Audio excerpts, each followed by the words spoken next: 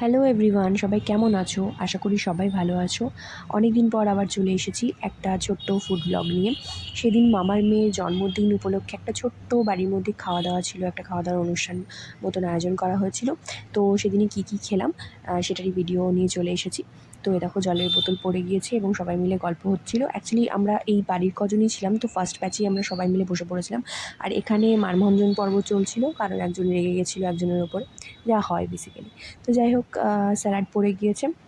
মেনুটা ছিল ভীষণ সিম্পল, খুবই সাদামাটা, কিন্তু রান্নাগুলো ভীষণ ভালো হয়েছিল এবং খুব হালকা হয়েছিল।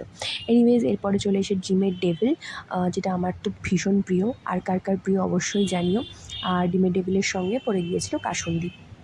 কাসুন্দি দিয়ে ডিমের ডেভিল খেতে সবথেকে বেশি ভালো লাগে বলে আমার মনে হয়। তো এরপরে চলে এসেছিলো সাদা ভাত আর পাঁপড় ভাজা, আর তার সাথে পড়ে গিয়েছিল মুগ ডাল। মুগ ডাল মানে হচ্ছে ভেজ ডাল আর কি, মুগ ডাল শুধু নয়, ভেজ ডাল। তো খাবারগুলো খুব ভালো ছিল, কিন্তু প্রচণ্ড গরম ছিল। আর তারপরে পড়ে গিয়েছে আলু পটলের তরকারি।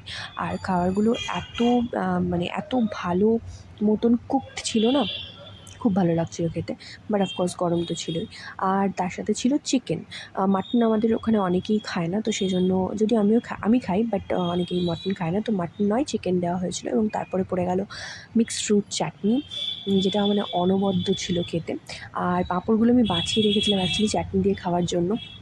তো তারপরে সেটা খাওয়ার পরে এই যে কালাকাঁদ পড়েছে, যেটা আমি নিইনি, তাই আমি ভাইয়ের পাত থেকে দেখাচ্ছিলাম। আর আমি গোলাপজাম নিয়েছি, আর সঙ্গে রসগোল্লাও ছিল, বাট আমি সেটা খাইনি।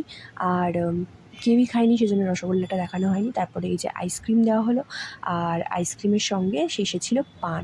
পানটা না এত সুন্দর ছিল দেখতে, খেতে তো অবশ্যই ভালো ছিল। সবথেকে বড় ব্যাপার হচ্ছে পানটার বৈশিষ্ট্য ছিল যে পানটা খেয়ে না যে জিভটা ধরে যায়, সেটা একদমই ধরছিল না। আর এখানে আমার দিদা এসেছে কথা বলতে, যে সবারই খাওয়া দাওয়া চলছে, ঠিকঠাক চলছে কিনা। আর এখানে আমাদের কিছু পার্সোনাল আলোচনা হচ্ছে, যেটা আপাতত বলা যাবে না। তো সেটা নিয়ে কথাবার্তা হচ্ছিল।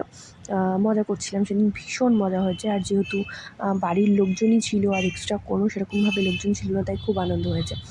আর তারপর যা বলছিলাম, পানটা খুবই ভালো কেটেছিল, খুব সুন্দর কেটেছিল। অ্যান্ড যদি তোমাদের ভালো লেগে থাকে তাহলে অবশ্যই like, share and subscribe to